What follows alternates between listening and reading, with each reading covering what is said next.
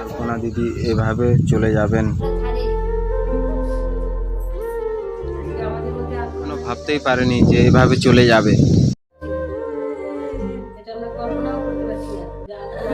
দিদির যে একটু সুখের দিন আসলো এমনি সে চলে।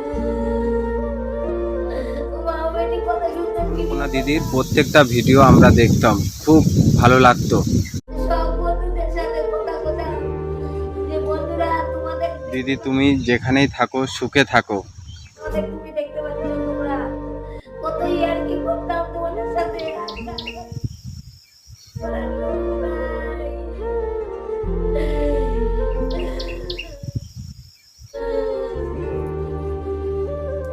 আমাদের কিছু বলার নাই। আমরা ওই ভিডিওটা আমি করছি, আমি করতে চাইছিলাম না, কিন্তু সবাই মিলে আমাদের আর আলপনা কিন্তু কলকাতায় আমার একটা দাদা ছিল,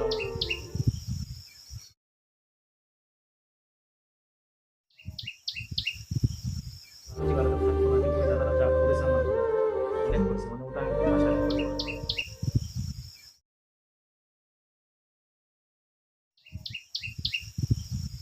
আর কলকাতার মতো বাজারে একা একা যে কি করেছি না, সেটা ওখানে কাউকে পাইনি সাথে। এত কষ্ট। সকাল ভোরবেলা আমাকে ফোন করে বলছে যে বাস তখন তো আমি হেঁটে যেতে পারছি না, এমন অবস্থা হচ্ছে।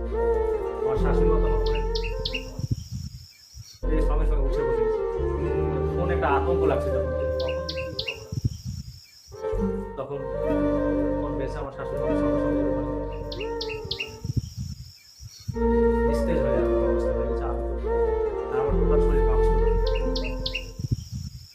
মানে গিয়ে তো দেখলাম, অনেক কষ্ট করে গেলাম ওখানে। লিফটটা বন্ধ ছিল, লিফটে উঠতে পারিনি, সিঁড়ি দিয়ে উঠছিলাম একা, সব